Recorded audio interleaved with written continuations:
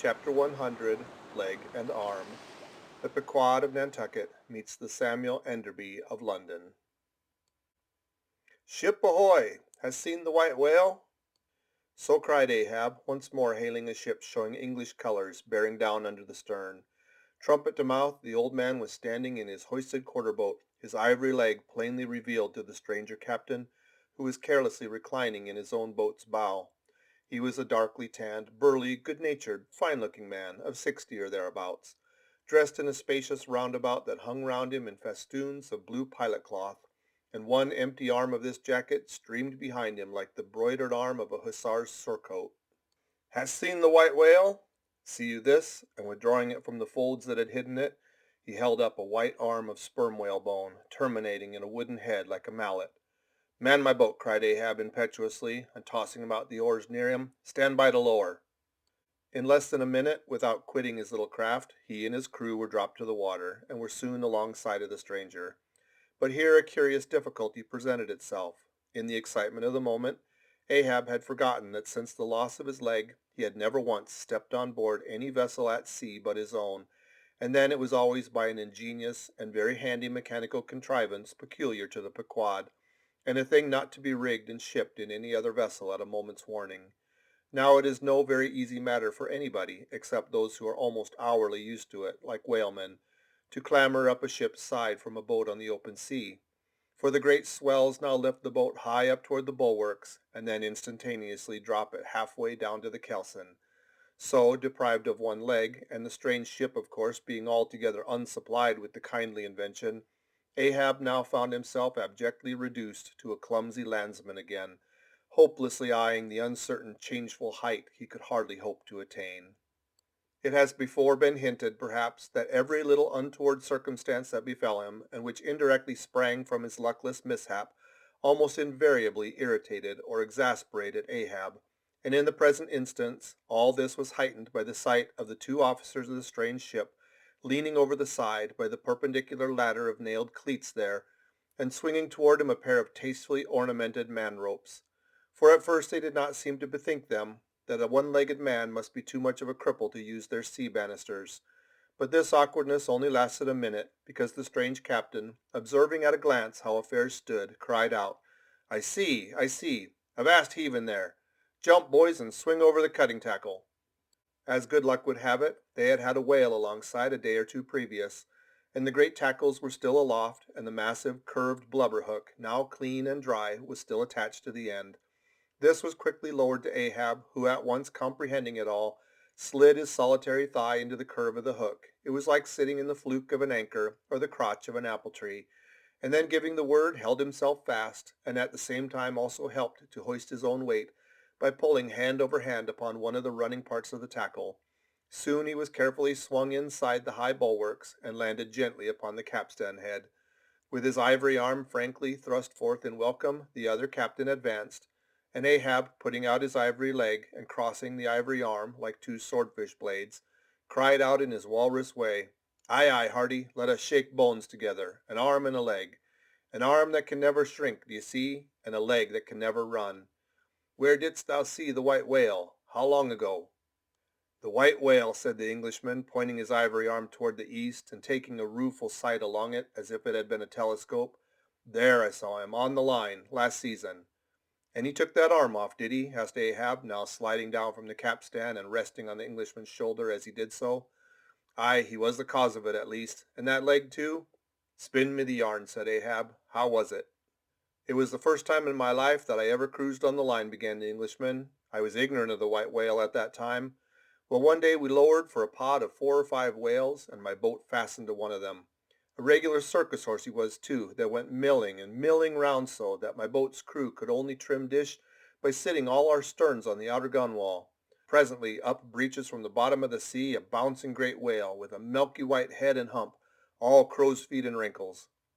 It was he, cried Ahab, suddenly letting out his suspended breath, "and harpoons sticking in near his starboard fin." "Aye, aye, they were mine, my irons," cried Ahab exultingly. "Butt on." "Give me a chance then," said the Englishman good-humoredly. "Well, this old great-grandfather with the white head and hump runs all afoam into the pod, and goes to snapping furiously at my fast line." "Aye, I see. Wanted to part it, free the fast fish. An old trick. I know him. How it was exactly, continued the one-armed commander, I do not know. But in biting the line, it got foul of his teeth, caught there somehow. But we didn't know it then, so that when we afterward pulled on the line, bounce we came, plump onto his hump, instead of the other whales. That went off to windward, all fluking. Seeing how matters stood, and what a noble great whale it was, the noblest and biggest I ever saw, sir, in my life, I resolved to capture him, spite of the boiling rage he seemed to be in. And thinking the haphazard line would get loose, or the tooth it was tangled to might draw, for I have a devil of a boat's crew for a pull on a whale line. Seeing all this, I say, I jumped into my first mate's boat, Mr. Mountaup's here. By the way, Captain Mountup, Mountup the captain. As I was saying, I jumped into Mountaup's boat, which, do you see, was gunwale and gunwale with mine then, and snatching the first harpoon, let this old great-grandfather have it. But Lord, look you, sir, hearts and souls alive, man, the next instant, in a jiff, I was blind as a bat, both eyes out, all befogged and bedeadened with black foam, the whale's tail looming straight up out of it, perpendicular in the air like a marble steeple. No use sterning all then. But as I was groping at midday with a blinding sun, all crown jewels, as I was groping, I say, after a second iron to toss it overboard, down comes the tail like a Lima tower, cutting my boat in two, leaving each half in splinters. And flukes first, the white whale humped through the wreck as though it was all chips, and we struck out. To escape his deadly flailings, I seized hold of my harpoon pole sticking in him, and for a moment clung to that like a suckling fish. But a combing sea dashed me off, and at the same instant the fish, taking one good dart forward, went down like a flash, and the barb of that cursed second iron towing along near me caught me here, clapping his hand just below his shoulder. Yes, caught me just here, I say, and bore me down to hell's flames, I was thinking, when, all of a sudden, thank the good God, the barb ripped its way along the flesh, clear through the whole length of my arm, came out nigh my wrist, and up I floated, and that gentleman there will tell you the rest. By the way, Captain, Dr. Bunger, ship's surgeon. Bunger, my lad, the captain. Now, Bunger boy, spin your part of the yarn. The professional gentleman, thus familiarly pointed out, had been all the time standing near them, with nothing specific visible to denote his gentlemanly rank on board. His face was an exceedingly round but sober one. He was dressed in a faded blue woolen frock or shirt and patched trousers, and had thus far been dividing his attention between a marling spike he held in one hand and a pill-box held in the other, occasionally casting a critical glance at the ivory limbs of the two crippled captains. But at his superior's introductions of him to Ahab, he politely bowed, and straightway went on to do his captain's bidding. It was a shocking bad wound, began the whale surgeon, and taking my advice, Captain Boomer here, stood our old Sammy. Samuel Enderby is the name of my ship, interrupted the one-armed captain, addressing Ahab. Go on, boy. Stood our old Sammy off to the northwest to get out of the blazing hot weather there on the line, but it was no use. I did all I could. I sat up with him nights, and was very severe with him in the matter of diet. Oh, very severe, chimed in the patient himself, then suddenly altering his voice, drinking hot rum toddies with me every night till he couldn't see to put on the bandages, and sending me to bed half seas over about 3 o'clock in the morning. Oh, ye stars, he sat up with me indeed, and was very severe in my diet. Oh, a great watcher, and very dietetically severe is Dr. Bunger. Bunger, you dog, laugh out, why don't you? You know you're a precious jolly rascal. But heave ahead, boy. I'd rather be killed by you than kept alive by any other man. My captain, you must have ere this perceived, respected sir, said the imperturbably godly-looking Bunger, slightly bowing to Ahab, is apt to be facetious at times. He spins us many clever things of that sort, but I may as well say, en passant, as the French remark, that I myself, that is to say, Jack Bunger, late of the reverend clergy, am a strict, total abstinence man. I never drink. Water, cried the captain. He never drinks it. It's a sort of fits to him. Fresh water throws him into the hydrophobia. But go on with the arm story. Yes, I may as well, said the surgeon coolly. I was about observing, sir, before Captain Boomer's facetious interruption, that spite of my best and severest endeavors, the wound kept getting worse and worse. The truth was, sir, it was as ugly gaping wound as surgeon ever saw, more than 2 feet and several inches long. I measured it with the lead line. In short, it grew black. I knew what was threatened, and off it came. But I had no hand in shipping that ivory arm there. That thing is against all rule, pointing at it with the marling spike. That is the captain's work, not mine. He ordered the carpenter to make it, and had that club hammer there put to the end to knock someone's brains out with, I suppose, as he tried mine once. He flies into diabolical passions sometimes. You see this dent, sir? Removing his hat and brushing aside his hair and exposing a bowl-like cavity in the skull, but which bore not the slightest scarry trace, nor any token of ever having been a wound. Well, the captain there will tell you how that came here. He knows. No, I don't, said the captain, but his mother did. He was born with it. Oh, you solemn rogue, you Bunger. Was there ever such another Bunger in the watery world? Bunger, when you die, you ought to die in pickle, you dog. You should be preserved for future ages, you rascal. What became of the white whale? Now cried Ahab, who thus far had been impatiently listening to this byplay between the two Englishmen. Oh, cried the one-armed captain. Oh, yes. Well, after he sounded, we didn't see him again for some time. In fact, as I before hinted, I didn't then know what whale it was that had served me such a trick, till some time afterward, when coming back to the line we heard about Moby Dick, as some call him, and then I knew it was he. Didst thou cross his wake again? Twice. But could not fasten? Didn't want to try to. Ain't one limb enough?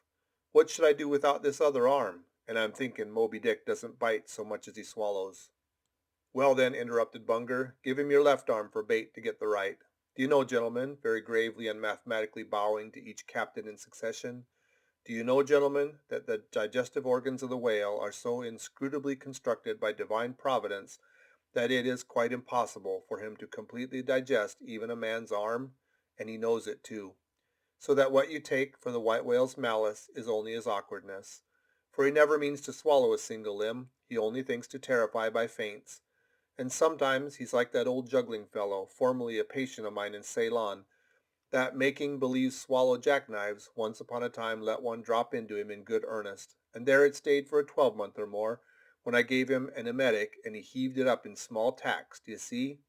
No possible way for him to digest that jackknife and fully incorporate it into his general bodily system. Yes, Captain Boomer, if you are quick enough about it, and have a mind to pawn one arm for the sake of the privilege of giving decent burial to the other, why in that case the arm is yours. Only let the whale have another chance at you shortly, that's all. No thank you, Bunger, said the English captain. He's welcome to the arm he has, since I can't help it and didn't know him then, but not to another one. No more white whales for me. I've lowered for him once, and that has satisfied me. There would be great glory in killing him, I know that, and there's a shipload of precious sperm in him. But hark ye, he's best let alone. Don't you think so, Captain? Glancing at the ivory leg. He is, but he will still be hunted for all that. What is best let alone, that accursed thing, is not always what least allures.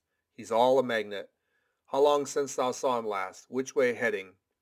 Bless my soul and curse the foul fiends, cried Bunger, stoopingly walking around Ahab like a dog strangely snuffing. This man's blood. Bring the thermometer. It's at the boiling point. His pulse makes these planks beat. Sir, taking a lancet from his pocket and drawing near to Ahab's arm. Avast, roared Ahab, dashing him against the bulwarks. Man the boat. Which way heading? Good God, cried the English captain to whom the question was put. What's the matter? He was heading east, I think. Is your captain crazy? Whispering Fedallah. But Fedallah, putting a finger on his lip, slid over the bulwarks to take the boat's steering oar, and Ahab, swinging the cutting tackle toward him, commanded the ship's sailors to stand by to lower. In a moment he was standing in the ship's stern, and the Manila men were springing to their oars. In vain the English captain hailed him. With back to the stranger's ship and face set like a flint to his own, Ahab stood upright till alongside the Pequod. End of chapter 100.